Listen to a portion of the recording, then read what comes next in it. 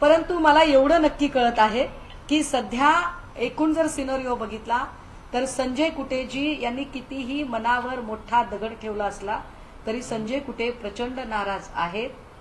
सुधीर मुनगंटीवार हे प्रचंड नाराज आहेत.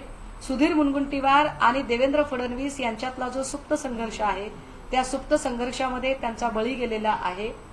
पडळकर सारख्या व्यक्तीला अक्षरशः भाजपाने स्वतःच्या फायद्यासाठी वापरून घेतलं का काय अशी परिस्थिती आहे.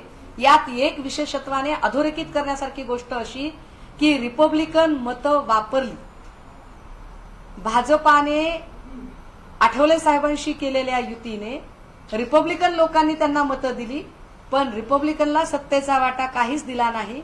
आठवले साहेबांनी आपली नाराजी उघडपणे व्यक्त केलेली आहे.